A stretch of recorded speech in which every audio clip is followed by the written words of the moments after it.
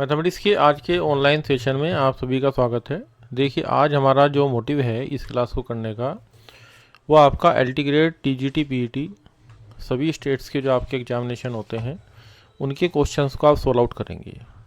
पहला क्वेश्चन देखिए, इस लेक्चर में हम यहाँ पे मिक्सअप टॉपिक के क्वेश्चन को सोल्व आउट करेंगे। ये इंटीग्रेशन आपसे पूछा गया है ई की पावर एक्स के साथ मल्टीप्लाइड है एक्स प्लस वन का होल स्क्वायर। देखिए, टाइम को सेव करने के लिए सॉल्यूशन आपके सामने शो हो रहा है, किस तरीके से करेंगे। अब इसमें आप देखिए कि पहले हमने क्या किया, इसमें बाई पार्ट्स का रूल लगाया, ठीक है। अब इसमें हम क्या करते हैं, इसको फर्स्ट मान लेते हैं और इसको सेकंड मान लेते हैं। फिर पहला एटिस रहता है, दूसरे का इंटीग्रेशन माइनस दूसरे पहले का डिफरेंशिएशन, दूसरे का इंटीग्रेशन। फिर ये जो कंप्लीट आएगा इसका हमें क्या करना है, इंटीग्रेशन करना है, ठीक है जी। तो यहाँ पे बेसिकली ये टर्म तो 80 आ गई और फिर ये 2 बाहर आ गया। और यहाँ पे क्या करेंगे, इसमें बाय पार्ट का जो रूल है उसको हम दोबारा ऑपरेट करेंगे तो यहाँ पे माइनस आएगा, ठीक है जी। अब इसके बाद ये डिफरेंशिएशन वाली जो टर्म थी वो हमारे पास ये वाली थी, तो ये सोल्व आउट हो गई, तो आगे इंटीग्रेशन इसमें नहीं होगा। तो इस तरीके से ई की power x x square plus 1 हमारे पास क्या आएगा, इसका सोल्यूशन आएगा, ठीक है जी। तो ये हमारा क्या हो गया, ट्रेडिशनल मेथड हो गया, जिस तरीके से आप सोल्व आउट करते हैं उस तरीके से।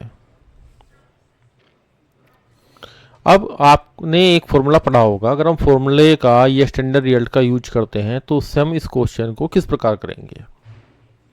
जनरली किताब में जो सॉल्यूशन आपको दिया हुआ होता है कई बार इस प्रकार का दिया हुआ होता है, ठीक है जी। तो आपने जब इंटीग्रेशन सोल्व आउट किया होगा तो आपने फॉर्मूला पढ़ा होगा कि ई की पावर एक्स के साथ अगर हमारे पास क्या है, F x plus F dash x है, तो आपके पास उत्तर क्या आता है, ई की पावर एक्स एफ एक्स आता है। तो जब भी आपका क्वेश्चन ई की पावर एक्स में आए, क्वेश्चन पे ध्यान दीजिए, ई की पावर एक्स में जब आपके पास क्वेश्चन आ रहा है तो हम क्या करेंगे, ये जो एक्स प्लस वन का स्क्वायर है इसको A square plus B square plus 2a भी लिखेंगे, ठीक है जी। और यहाँ ये ढूंढने का प्रयास करेंगे कि भाई ये क्या हमारे पास एफ एक्स है या इसका डेरिवेटिव है। तो देखिए ऐसा मिल रहा है, तो ये क्या हो गया एफ एक्स और ये क्या हो गया, इसका एफ डैश एक्स हो गया। क्लियर, इसका डेरिवेटिव यही आएगा। तो इसलिए हमारा आंसर ई की power x into F x की तरह है एक्स स्क्वायर प्लस 1, ठीक है जी, प्लस का सी। तो हमारा जो आंसर है आपका डी ऑप्शन आपका आंसर हो गया। तो देखिए, वही क्वेश्चन सोल्व करने में हमें 2 बार क्या करना पड़ रहा है, जो बाय पार्ट्स आप इंटीग्रेशन करते हैं उसको हमें 2 बार ऑपरेट करना पड़ रहा है, ठीक है। तो कोशिश कीजिए कि स्टैंडर्ड रिजल्ट आपकी पहचान में आए और उनको ऑपरेट करने का तरीका भी आपको आ जाए। क्लियर। अब चलते हैं जी क्वेश्चन नंबर 2 की तरफ। क्वेश्चन नंबर 2 भी आपका क्या है, इंटीग्रेशन से कनेक्टेड है। अब यहाँ पे जब ए स्क्वायर के साथ integration a square sine square x और b square cos square x, तो जैसे हम क्वेश्चन देखते हैं,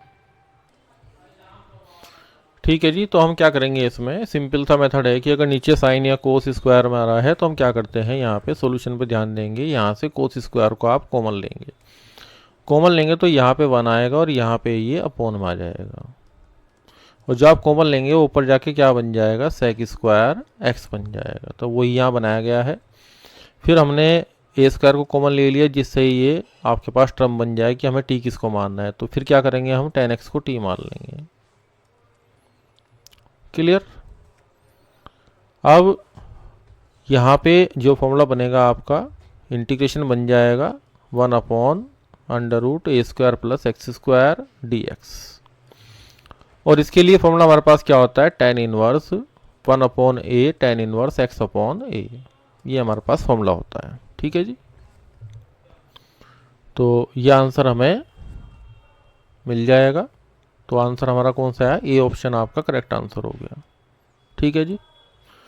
अब इस क्वेश्चन को एज ए स्टैंडर्ड रिजल्ट आप अपनी कॉपी में नोट डाउन कर लें, क्योंकि जो इसका प्रोसीजर है वो थोड़ा सा 1 मिनट का टाइम टेकिंग है। तो स्टैंडर्ड रिजल्ट की तरीके से याद कर लें, क्योंकि यहाँ पे ए और बी आ रहा है। अगर वो ए और बी को नंबर से बदल देता है, मान लिया ए को वो 2 रख देता है और बी को क्या रख देता है, 3 रख देता है, तब भी इस तरह के क्वेश्चन आपको काफ़ी देखने के लिए मिल जाएंगे, ठीक है जी। आगे चलते हैं। क्वेश्चन नंबर 3 की तरफ चलते हैं। यहाँ पे इंटीग्रेशन 0 टू π/2 और यहाँ पे साइन की पावर 8 और कोस की पावर 2 आ रहा है। हालांकि ये बीएससी लेवल का क्वेश्चन है जिसमें कि आपको जो बीटा फंक्शन होता है, गामा फंक्शन होता है, इसका यूज करना है। तो यहाँ पे क्या है कि साइन और जो कोस की पावर्स हैं, यहाँ पे दोनों पावर आपके पास यहाँ पे 8 है और यहाँ पे क्या है 2 है। अगर इसको हम जनरल मेथड से करेंगे जो आपका 12th लेवल का मेथड है, ठीक है जी, हो जाएगा, उससे भी क्वेश्चन ही है, लेकिन थोड़ा सा लेंदी हो जाता है, बहुत ज़्यादा। ठीक है, तो इसमें हम यहाँ पे जो पावर आपके पास 8 होती है, 2 होती है, उसमें 8 + 1/2, 2 + 1/2 और यहाँ पे 2 इंटू जो पावर्स हैं 8 + 2 + 2/2, इस तरीके से ऑपरेट करते हैं। तो यहाँ पे गामा फंक्शन के फॉर्मूले का आप यूज करेंगे। तो यहाँ पे मैंने साइन इसका सही कर दिया है, तो 8 + 1 9/2 आएगा। अब हम यहाँ क्या करते हैं कि जो गामा 9/2 आपके पास आएगा, फॉर्मूला कैसे ओपन होता है, उससे 1 माइनस करते हैं, फिर 1 माइनस करते हैं, फिर 1 माइनस करते हैं, फिर 1 माइनस करते हैं, लास्ट में जो नंबर बचेगा तो गामा और 1/2 की जब आप वैल्यू निकालेंगे तो वो कितनी होती है, √π होती है। ठीक है जी, इसको स्टैंडर्ड रिजल्ट के तरीके से याद कर लेंगे। ये वैल्यू हमने यहाँ पुट कर दी। ठीक है, इसी तरीके से ये आपके पास क्या बचेगा, 3/2 बचेगा, तो 1/2 और ये आपका √ यहाँ पे पाई हो जाएगा। ठीक है जी, नीचे 8 और 2 10 और 2 12, 2 6 बचेगा यहाँ पे, तो 2 यहाँ पे है, 6 फिर एक एक कम करते चल जाएंगे, तो फिर ये आपका चेंज हो जाता है फैक्टोरियल में। ठीक है जी, तो यहाँ पे लास्ट में इसको फैक्टोरियल में कहीं कहीं जहाँ पे इंटीजर होता है वहाँ पे जो गामा फंक्शन है वो इंटीजर में चेंज हो जाता है एक वैल्यू माइनस करके। तो ये आंसर आपके पास 7π/ कितना आएगा, 512 आएगा। तो आपका डी ऑप्शन करेक्ट आंसर हो गया। ठीक है जी, तो यहाँ पे आपको 2 चीज़ इस क्वेश्चन को पढ़ने के लिए करनी पड़ेगी, बीटा और गामा फंक्शन।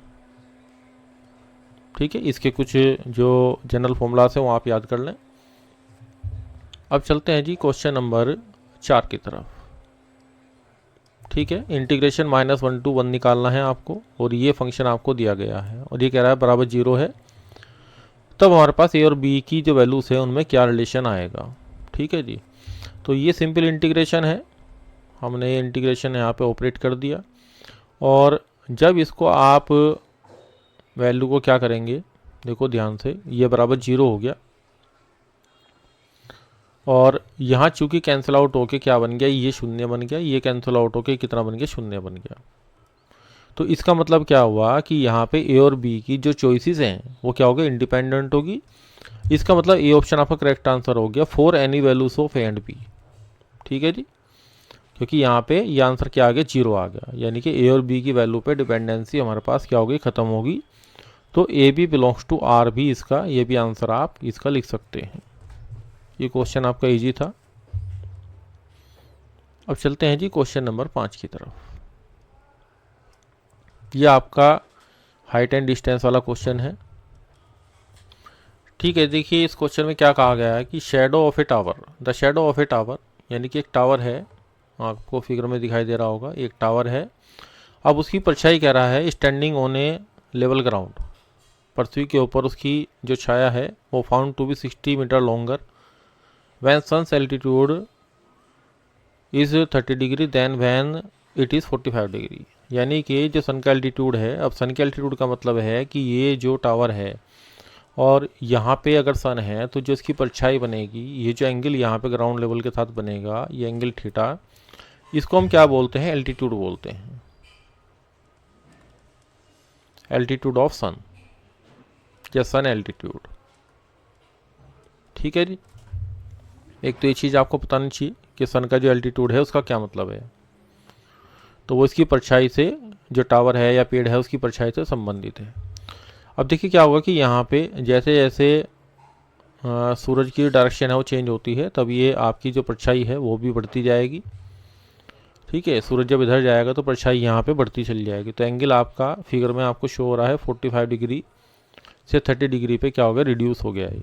अब क्या करा है कि हाइट, आपको टावर की हाइट निकालनी है। तो ये हाइट हमने कितनी मान ली है जी, h मान ली है। ठीक है, अच्छा अब यहाँ तक की दूरी तो हमें पता नहीं है, ये दूरी यहाँ गलत लिखी हुई है, ये दूरी कितनी है, 60 मीटर लॉन्गर है। वो कह रहा है कि जब सन का जो एल्टीट्यूड है वो 45 से कितना जाएगा, 30 जाएगा, तो आपकी जो छाया है वो 60 मीटर क्या होती है, बड़ी हो जाती है, यानी कि पहले वाले से बड़ी हो जाएगी। तो इसलिए यहाँ पे ये डिस्टेंस हमारे पास अननोन है, तो ये डिस्टेंस आप क्या मान लेंगे, यहाँ पे x मान लेंगे। ठीक है जी।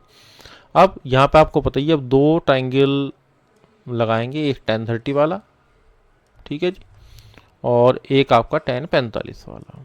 ये दो इक्वेशन आपकी h और x में बन